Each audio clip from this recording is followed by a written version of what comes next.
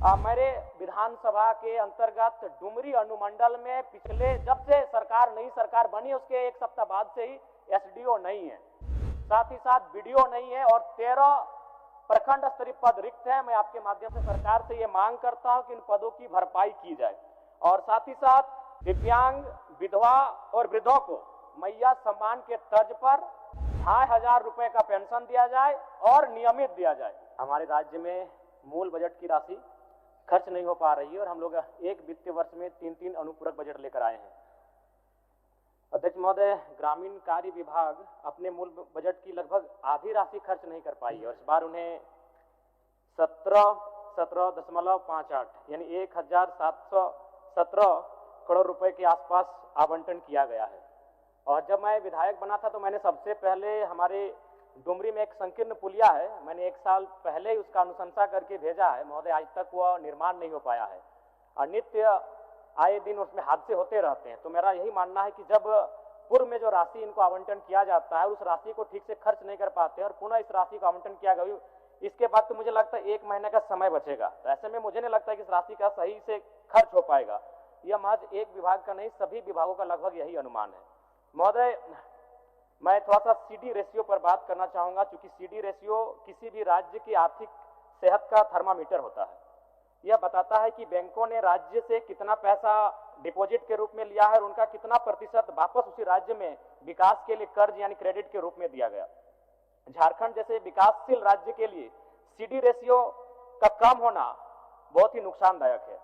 अगर मैं डेटा सितंबर 2025 के आंकड़ों के अनुसार बात करूं तो झारखंड का सीडी रेशियो 52.19% है, जबकि राष्ट्रीय औसत 80% के करीब है।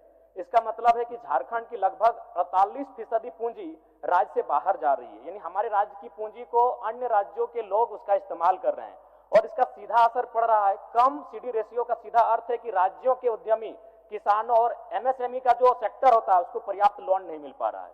इससे 2025-26 के अनुमानों के अनुसार झारखंड की प्राथमिकता वाले क्षेत्रों में लगभग 88,300 करोड़ की ऋण की क्षमता है, लेकिन बैंकिंग उदासीनता के कारण यह लक्ष्य पूरा नहीं हो पाया, जिससे रोजगार सृजन रुक जाता है। साथ ही साथ प्रति व्यक्ति आय और जीडीपी पे इसका सीधा असर पड़ता है। जब बैंकों से क्रेडिट फ्लो कम होता है तो निवेश घटता है, इससे राज्य की जीएसडीपी दर धीमी हो जाती है।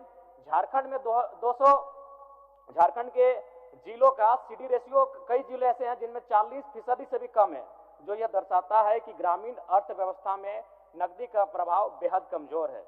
अतः मेरा मानना है अध्यक्ष महोदय, चूंकि माननीय वित्त मंत्री काफी अनुभवी और सुलझे हुए मंत्री हैं और मैं आशा करता हूं कि उनके नेतृत्व में झारखंड का सीडी रेशियो कम से कम 60% से 70% लेकर आना होगा, नहीं तो फिर राज्य अपनी विशाल खनिज संपदा के बावजूद आर्थिक रूप से पिछड़ा रहेगा।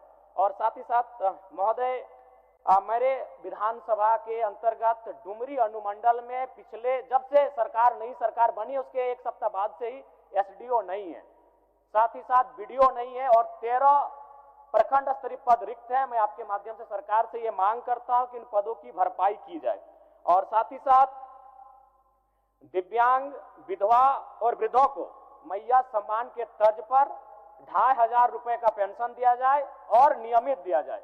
और एक छोटी सी सूचना, उसके बाद मेरा समय भी नहीं है। 1984 सिख हिंसों में दिल्ली व कानपुर के बाद तत्कालीन धनबाद के चास एक बड़ा स्थल था जहां भारी लूटपाट, आगजनी और 72 से अधिक मौतें हुई थी। 41 वर्ष बीतने के बावजूद पीड़ितों को समुचित न्याय नहीं मिला है। अतः उच्च न्यायालय के आदेश से गठित 1 मैन कमीशन को संसाधन देकर शीघ्र उचित मुआवजा, नौकरी, पेंशन बहाली और प्रशासनिक सहयोग सुनिश्चित किया जाए। धन्यवाद अध्यक्ष महोदय। बहुत बहुत धन्यवाद। माननीय सदस्य आलोक शरण जी।